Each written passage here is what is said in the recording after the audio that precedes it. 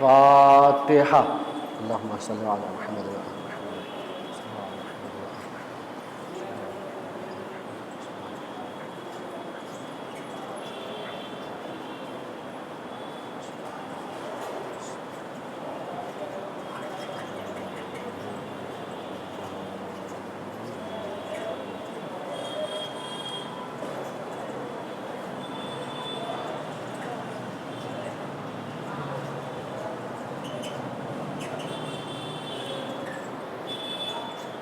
لا حول ولا قوة الا باللہ العلی العظیم۔ حسبنا اللہ ونعم الوکیل نعم المولا ونعم النصیر۔ بسم اللہ الرحمن الرحیم۔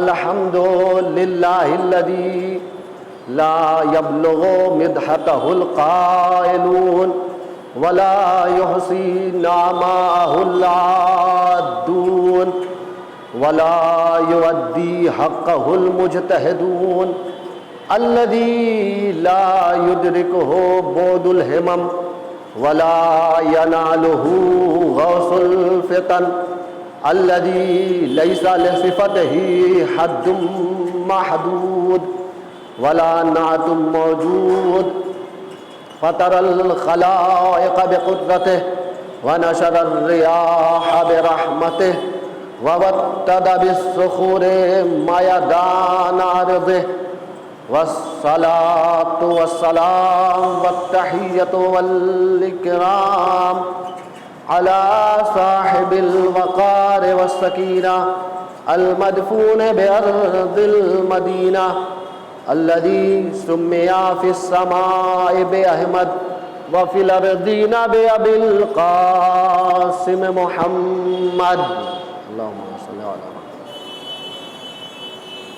وآله الطيبين الطاهرين المعصومين المظلومين واللعنة الدائمة الباقية على أعدائهم أجمعين من الآن إلى صباح يوم الدين أما بعد فقد قال الله تبارك وتعالى في كتابه المبين والقرآن المجيد وهو أصدق الصادقين بسم الله الرحمن الرحيم يا أيها الذين آمنوا كتب عليكم الصيام كما كتب على الذين من قبلكم لعلكم تتقون۔ آپ حضرات سے التماس ہے ایک مرتبہ سورہ حمد اور 3 مرتبہ سورہ اخلاص کی تلاوت فرما کر ثاقب رضوی ابن اختر حسن، عابس رضوی ابن اختر حسن اور جملہ ارواح مومنین کو ہدیہ۔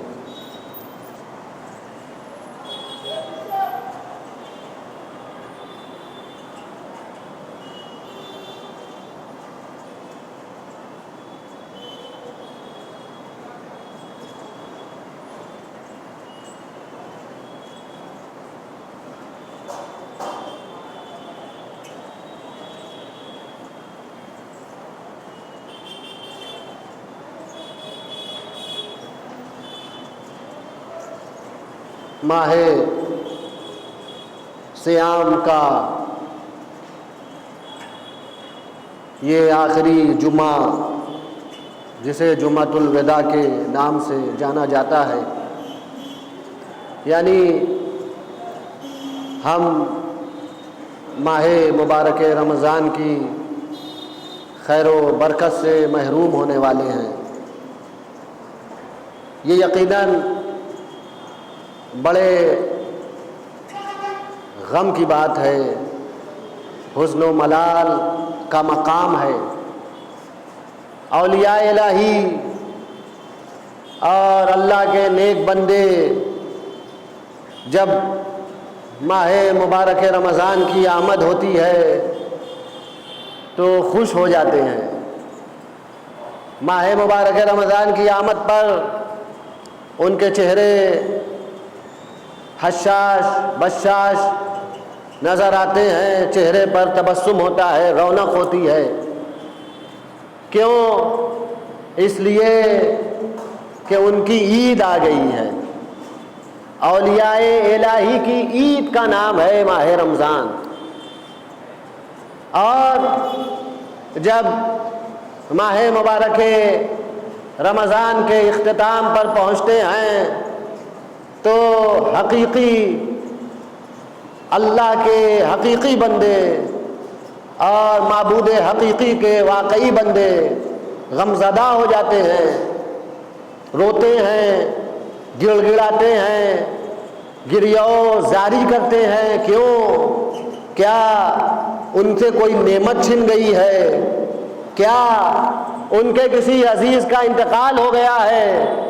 کیا خدا نخواستہ کوئی حادثہ پیش آ گیا ہے؟ نہیں نہیں، اس سے بڑی کیا نعمت ہوگی جو ماہ مبارک رمضان جیسا مہینہ ہے، اللہ کا مہینہ ہے۔ اب یہ نعمت ہم سے دور ہونے والی ہے، جسے اس نعمت کا عرفان ہے، جسے ماہ صیام کا، شہر اللہ کا، ماہ تمہیز کا، ماہ مغفرت کا، ماہ اسلام کا، ماہ قیام کا، ماہ بندگی کا، ماہ عبادت کا، ماہ ریاضت کا، جسے عرفان ہو جاتا ہے، پھر وہ ماہ مبارک رمضان کے اختتام پر ایسے روتا ہے جیسے اس کی اولاد چھن گئی ہو، جیسے کوئی حادثہ پیش آ گیا ہو، اس لیے کہ اس سے بڑی کوئی نعمت ہو ہی نہیں سکتی۔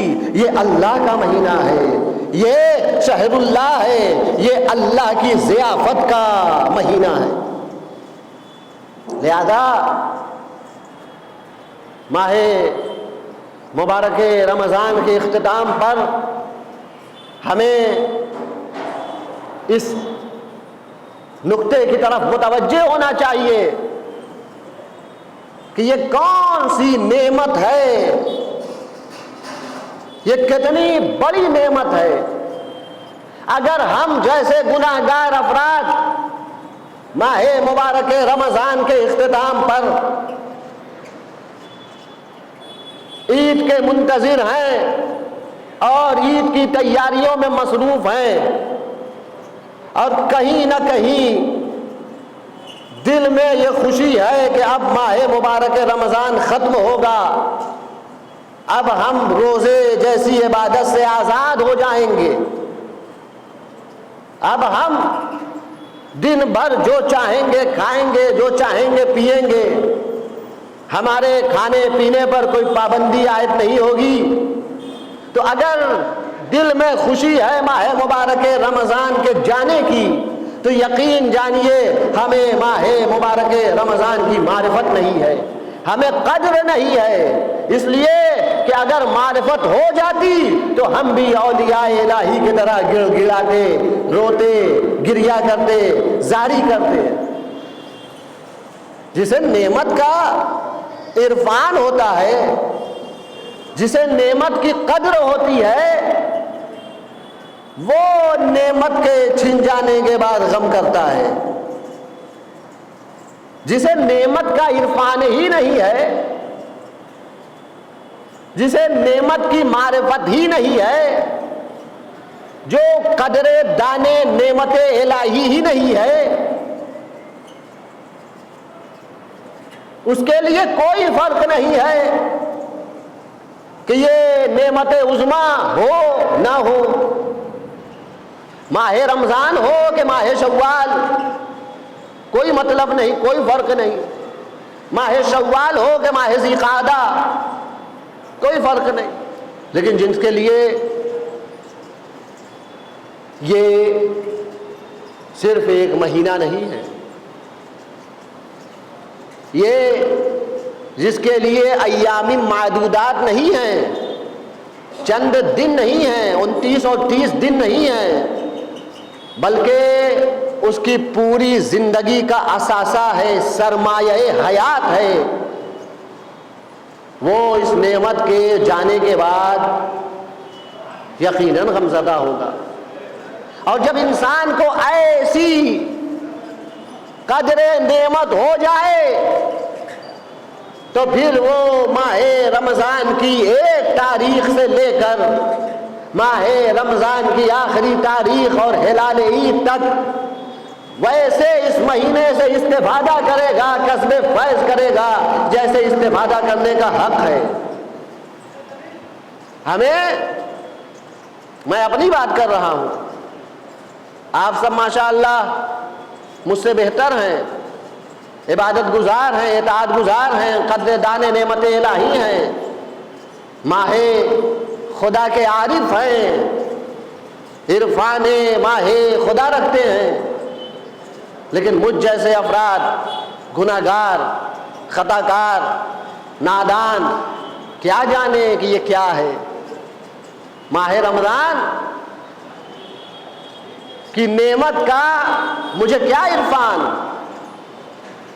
لیکن جب عرفان ہو جاتا ہے تو پھر انسان گریہ کرتا ہے، روتا ہے، اللہ کی بارگاہ میں گڑ گڑاتا ہے۔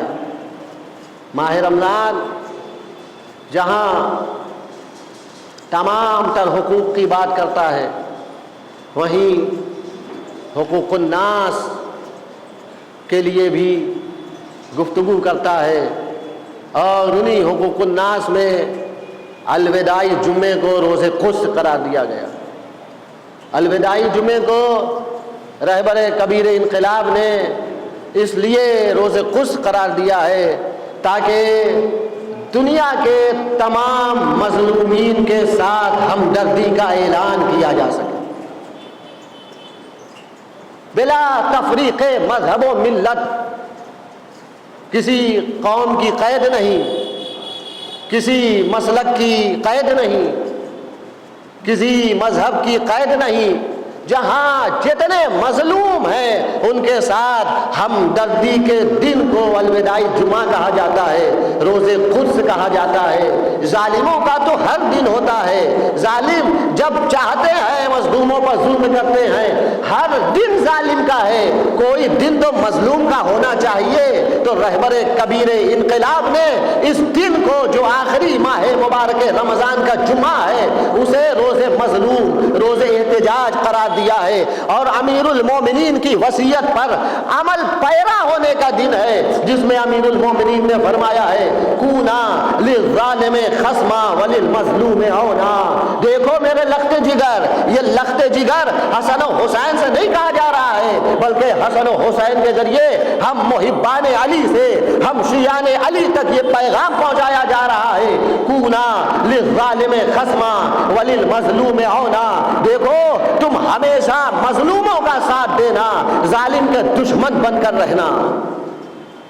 یہ علی والوں کا امتیاز ہے، یہ کربلا والوں کا امتیاز ہے کہ ہمارا اگر رشتہ ہے تو مظلومیت سے رشتہ ہے، ہمارا اگر کوئی ربط ہے تو مظلومیت کا رابطہ ہے، اور اگر کوئی ظالم ہے چاہے وہ اپنا ہو، گھر میں ہو، سگا ہو، رشتہ دار ہو، ظالم ہے تو علی کی وصیت کے مطابق وہ ہمارا نہیں ہے۔ ہمارا فریضہ ہے کہ ظالم ہے تو ہم اس کے دشمن بن جائیں، لیکن اگر کوئی مظلوم ہے تو وہ سرحد پار ہو، کسی ملک کا رہنے والا ہو، ہم سے کوئی رشتہ نہ ہو، لیکن اگر مظلوم ہے تو پھر ہمارا ہے۔ جو امیر المومنین نے کہا کہ کونا للظالم خصما وللمظلوم عونا، یہ کتنی عمومیت کا حامل ہے۔ یہ نہ دیکھو کہ اگر گھر میں کسی پہ ظلم ہو رہا ہے تو ساتھ دو، باہر ہو رہا ہے تو ساتھ نہ دو۔ کائنات کے مظلوم ترین انسان امیر المومنین پر ہمارا لاکھوں سلام، کیا پیغام دیا ہے۔ اگر ہم اس پر عمل کر لیں تو پھر ہماری دنیا بھی آباد، ہماری آخرت بھی آباد ہے، اور ہم حقیقی محب علی کہلانے کے قابل ہو جائیں۔ اور ظالم سے مراد صرف ذہن میں یہ نہ آئے کہ وہ جو فلسطین میں، لبنان میں، سیریا میں، پڑوسی ملک میں ظلم کر رہے ہیں وہی ظالم ہیں۔ نہیں، وہ بھی ظالم ہے لیکن وہی ظالم نہیں ہے۔ ہو سکتا ہے آپ کے گھر میں کوئی ظالم ہو سکتا ہے آپ کے محلے میں کوئی ظالم ہو سکتا ہے آپ کے پڑوس میں کسی پر ظلم کیا جا رہا ہو۔ لازم ہے کہ جیسے تمام ظالموں کے خلاف آواز احتجاج بلند کرتے ہیں، صدائے احتجاج اٹھاتے ہیں، ویسے ہی اپنے گھر کے ظالم کے خلاف بھی بولیے، یہ سوچ کر کہ یہ ہمارا رشتہ دار ہے، یہ ہمارا بھائی ہے، خاموش نہ ہو جائیے۔ اگر ظالم ہے تو پھر قابل ملامت و لعنت ہے، اگر مظلوم ہے تو حقدار ہمدردی ہے، اگر مظلوم ہے تو پھر اس کا اور ہمارا رشتہ ہے۔ رسول اکرم صلی اللہ علیہ وآلہ وسلم، اللہم صلی علی محمد، نے فرمایا من سمع رجلا ینادی یا للمسلمین فلم یجبہ فلیس بمسلم، اگر کوئی انسان پکار رہا ہو، اے مسلمانوں ہماری مدد کرو، اور مسلمان سنے اس کی آواز کو سنے، اس کے درد کو سنے، لیکن فلم یجب ہو، جواب نہ دے، نبی نے فرمایا جو صاحب اسلام ہے، جس کا کلمہ پڑھ کر، جس کا نام لے کر ہم مسلمان ہوئے ہیں، اس نبی نے فرمایا فلیس بمسلم، وہ مسلمان نہیں ہے۔ اللہ اکبر، جن کا نامی لے کر ہم مسلمان ہوئے ہیں، وہی کہہ رہے ہیں فلیس بمسلم، وہ مسلمان نہیں ہے۔ من سمع، جو سنے۔ اگر ہم تک مظلوموں کی چیخ پکار آ رہی ہے، ان کے رونے کی صدائیں آ رہی ہیں، اور ہم ان سے بے خبر ہیں، تو پھر ہم مسلمان نہیں ہیں۔ وہاں جہاں عورتوں کو بیوہ کیا جا رہا ہے، بچوں کو یتیم کیا جا رہا ہے، جہاں کہیں بھی ظلم و بربریت کا بازار گرم ہے، ہمارا اولین فریضہ ہے کہ ہم اس کے خلاف آواز بلند کریں۔ اگر کچھ نہیں کر سکتے تو کم از کم دست دعا بلند کریں، اس لیے کہ یہ مومنوں کا اسلحہ ہے، انبیاء کا اسلحہ ہے۔ جو کام اسلحوں سے نہیں ہوتا، وہ کام دعاؤں سے ہوتا ہے۔ ہم اپنی دعاؤں میں مظلوموں کو یاد رکھیں، تمام ظالموں کے خلاف صدائے احتجاج بلند کریں۔ درس ماہ رمضان میں مسلسل گفتگو کے دوران کسی دن میں نے کہا تھا، احادیث و روایات ائمہ معصومین علیہ السلام کی روشنی میں، کہ صرف نماز پڑھ لینے سے کوئی مسلمان نہیں ہوتا۔ 30 دن 29 دن روزہ رکھ لینے سے کوئی مسلمان نہیں ہوتا۔ مسلمان وہ ہے جسے انسانیت کا درد ہو، حقوق اللہ کے ساتھ حقوق الناس کا پابند ہو۔ لہذا جب بھی آپ کے کانوں تک کسی مظلوم کی آہ پہنچے تو آپ اس سے ہمدردی کا اعلان کیجیے۔ اپنے اپنے طریقے ہیں، جیسے چاہے ہمدردی کا اعلان کیجیے۔ کچھ نہیں کر سکتے تو دعا کیجیے، اس لیے کہ دعا، تاکہ ہمارا شمار ظالموں میں نہ ہو۔ ہم جو قاتلین امام حسین علیہ الصلوۃ والسلام پر لعنت بھیجتے ہیں، کیا کہتے ہیں؟ لعن اللہ امۃ قتلت کا ولعن اللہ امتن ظلمت کا ولعن اللہ امتن سمعت بذالک فرضیت بہ. کہتے ہیں نا، زیارت پڑھتے ہیں، جن لوگوں نے آپ کو قتل کیا، آپ پر ظلم کیا، ان پر بھی لعنت ہو.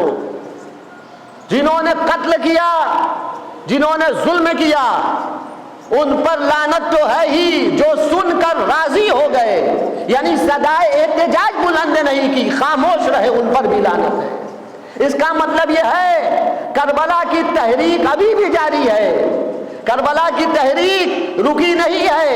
وہ جنہوں نے امام حسین پر ظلم کیا، امام حسین کو قتل کیا، وہ سن 61 ہجری میں تھے، کربلا میں تھے، لیکن صرف وہ لعنت کے حقدار نہیں ہیں جو کربلا میں تیغ و تبر لے کر آئے تھے.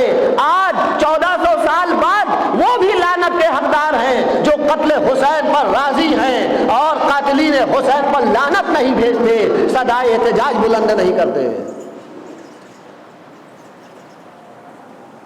ہم کربلا والے ہیں، ہماری مجلس احتجاج ہے، ہمارا نوحہ صدائے احتجاج ہے. ہم ظالم کا ساتھ نہیں دے سکتے، ہم مظلوم کے ساتھ ہیں، مظلوم کے ہمدرد ہیں، مظلوم کے ہمدم ہیں، مظلوم کے ساتھی ہیں. کربلا یہی درس دیتی ہے. کربلا میں جیسا ظلم ہوا، کائنات میں کہیں ظلم نہیں ہوا. ہم روتے ہیں، آنسو بہاتے ہیں، لیکن یاد رہے ہمیں کربلا کے ظالم پر بھی لعنت بھیجنی ہے اور آج کے ظالم پر بھی لعنت بھیجنی ہے. ہر ظالم سے اپنا رشتہ توڑنا ہے، چاہے وہ کوئی ہو. ہمارا مظلومیت سے رشتہ ہے، اور ہمارا ہی نہیں. آج الوداعی جمعہ ہے نا، جمعہ امام زمانہ سے منسوب ہے. روز جمعہ ہمارے آخری امام سے منسوب ہے. ہمارے امام کا جتنا گہرا رشتہ مظلوموں سے ہے نا، ویسا کسی کا نہیں. جب کہیں ظلم ہوتا ہے تو حجت اللہ کو سب سے زیادہ تکلیف ہوتی ہے، اس لیے کہ یہ رحمت للعالمین ہے، پوری کائنات کے لیے انہیں رحمت بنایا ہے خدا نے. لیکن وہ جو سب سے بڑا ظلم کربلا میں ہوا ہے نا، امام زمانہ صبح و شام اس پر گریا کرتے ہیں. لَأَنْدُبَنَّكَ عَلَيْكَ صَبَاحًا وَمَسَاءً. اے میرے جد مظلوم، میں آپ پر صبح بھی روتا ہوں، شام میں بھی روتا ہوں. شام ہو گئی عزاداروں، سورج غروب ہونے والا ہے، وقت افطار آنے والا ہے.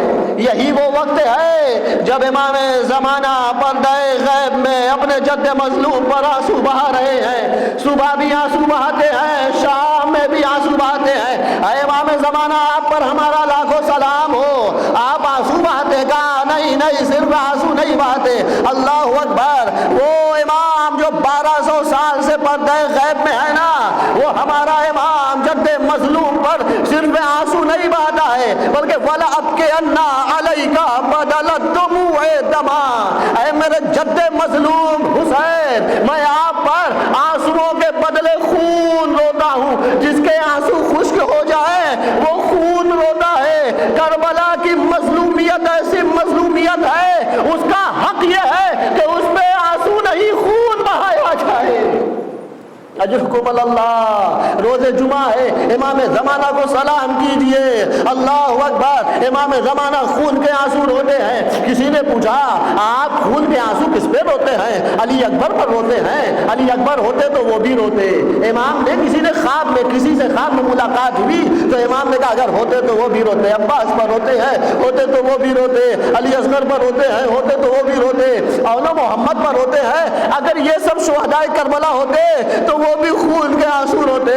اے مولا، اے امام زمانہ، آپ کے محب بیٹھے ہوئے ہیں، اے مولا ان پہ نگاہ کرم کر دیجئے ماہ مبارک رمضان میں، تمام حاضرین و ناظرین پر، تمام مظلومین جہان پر، تمام شیعان حیدر کرار پہ ایک نگاہ کرم ہو جائے۔ اے امام زمانہ، اے ساکن پردہ غیبات، اللہ اکبر، اے مولا آپ خون کے آنسو روتے ہیں، خون کے آنسو روتا ہوں، کس پر روتے ہیں؟ اللہ اکبر۔ ایک مرتبہ امام نے کہا میں خون کے آنسو زینب کی بے رضائی پر روتا ہوں، اپنی جدہ ثانیہ زہرا کی بے پردگی پر روتا ہوں۔ ارے کیسی بے پردگی تھی؟ وہی بے پردگی نا جسے یاد کر کے زین العابدین 40 سال تک روتے رہے۔